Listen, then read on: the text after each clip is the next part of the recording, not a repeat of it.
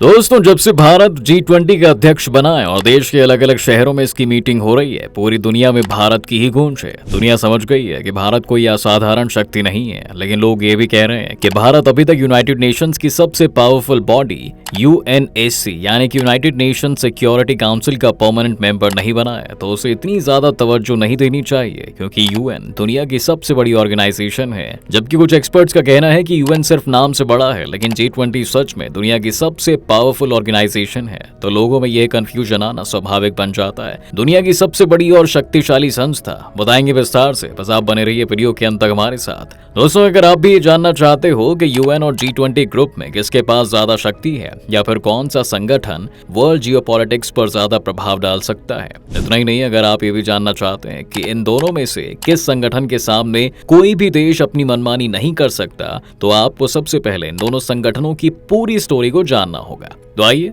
शुरू करते हैं। सबसे पहले आपको बताते हैं यूनाइटेड नेशंस के बारे में। दोस्तों, यूनाइटेड नेशंस ऑर्गेनाइजेशन, जिसे हम शॉर्ट में UN कह देते हैं, यह एक इंटरनेशनल ऑर्गेनाइजेशन है। दुनिया में जितने भी इंडिपेंडेंट और सॉवरेन कंट्रीज हैं, सभी इसके मेंबर्स हैं। इसकी स्थापना 24 अक्टूबर 1945 को एक चार्टर पर 50 देशों के सिग्नेचर के बाद की गई थी। इसकी स्थापना करने वालों में वो देश शामिल थे जो दूसरे विश्व युद्ध के विजेता बने थे, जिसमें United states of America, Russia, United kingdom, France, China थे। UN की स्थापना के पीछे फाउंडिंग कंट्रीज का मोटिव था अंतरराष्ट्रीय विवाद को सुलझाना, जिससे भविष्य में विश्व युद्ध जैसी कोई दूसरी जंग ना रिपीट हो। इंटरनेशनल पीस और सिक्योरिटी को मेंटेन रखना, सभी के ह्यूमन राइट्स को प्रोटेक्ट करना, जरूरतमंद लोगों को ह्यूमैनिटेरियन एड प्रोवाइड करवाना, सभी देशों के सस्टेनेबल डेवलपमेंट को प्रमोट करना और इंटरनेशनल लॉज को अपहोल्ड रखना UN के कुछ ऑब्जेक्टिव्स हैं। और जिस वक्त UN की स्थापना हुई थी, तब उस वक्त इसके सिर्फ 51 मेंबर स्टेट्स थे, लेकिन उसके बाद धीरे धीरे सभी आजाद देश इसे ज्वाइन करने लगे और इसके मेंबर बनते चले गए। इस वक्त 193 मेंबर कंट्रीज के साथ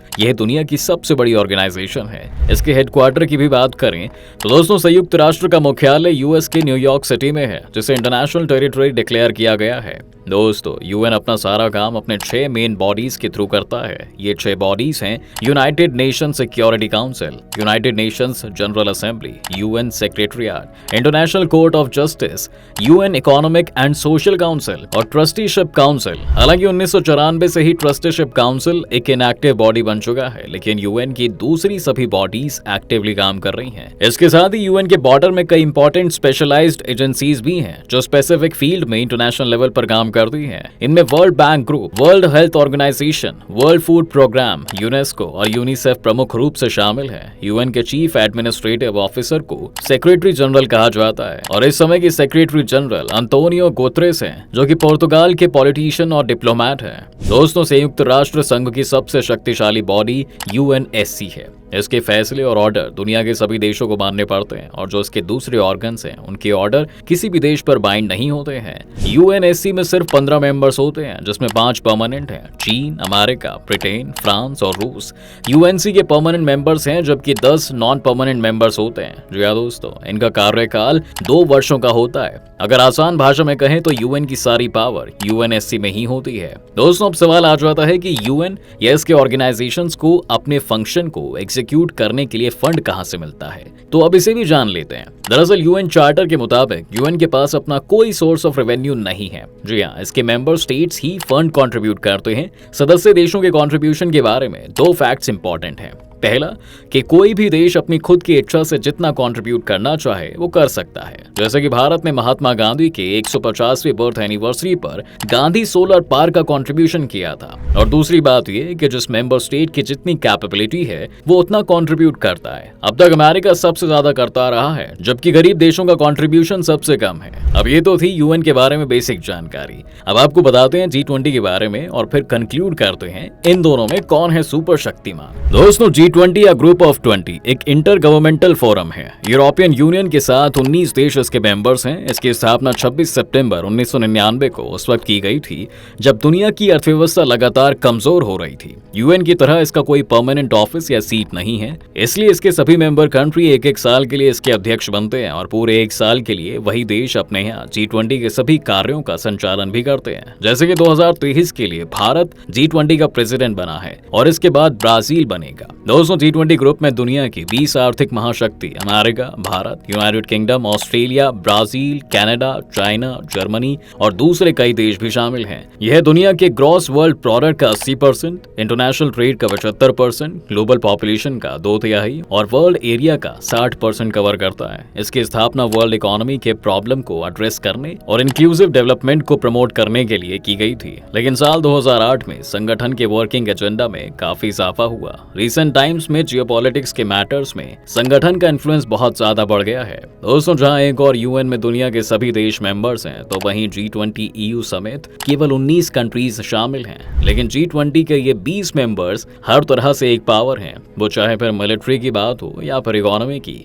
वर्ल्ड लेवल पर इनके इन्फ्लुएंस का लेवल बहुत हाई है। ग्रुप के पॉलिटिकल अफेयर्स में इंटरेस्ट लेने के कारण इसकी अहमियत दूसरे देशों के लिए और भी बढ़ जाती है। अगर हम यूएन की बात करें तो इसकी पूरी पावर इसके सिर्फ एक ऑर्गन यानी कि यूएनएससी में है और यूएनएससी के इसके 5 परमानेंट मेंबर्स हैं जो यूएन के पूरे वर्किंग को कंट्रोल करते हैं। इन 5 परमानेंट मेंबर्स के पास वीटो पावर होती है। वीटो पावर होने से इन 5 में से कोई एक भी चाहे तो पूरे यूएन के किसी भी फैसले को या ऑर्डर को रोक सकता है।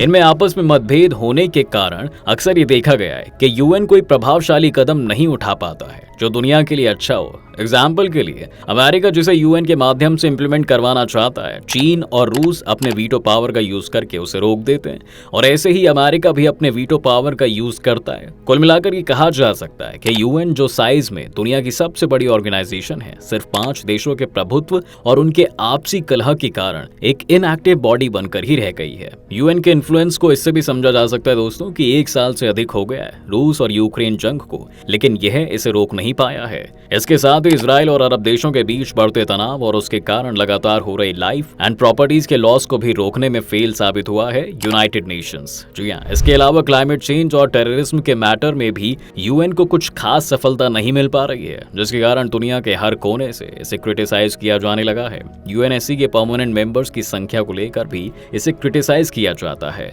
क्रिटिसाइज करने वालों में भारत भी शामिल है। भारत समेत कई देश ऐसे हैं जिनका ग्लोबल लेवल पर इन्फ्लुएंस रिसेंट टाइम में बहुत ज्यादा बढ़ गया है। ये सभी लंबे समय से यूएन में सुधार की डिमांड कर रहे हैं, जो कि हो नहीं रहा है। दोस्तों, Bharat, Japan, South Korea, Saudi Arab, Germany, UAE और कनाडा ये ऐसे देश हैं जो अब बहुत ताकतवर बन चुके हैं और परमानेंट मेंबर बनने के प्रबल दावेदार हैं। इन्हीं सब खामियों की वजह से एक्सपर्ट्स यूएन को क्रिटिसाइज करते आ रहे हैं और यह अपने स्टेटस और इन्फ्लुएंस को धीरे धीरे खोता जा रहा है। इस पर लोगों का विश्वास भी घटता जा रहा है। वहीं G20 की एक्टिव इन्वॉल्वमेंट की वजह से लोगों का इस पर विश्वास बढ़ता जा रहा है। जी हाँ, इसके प्रभाव को आज के समय में कोई भी इग्नोर नहीं कर सकता।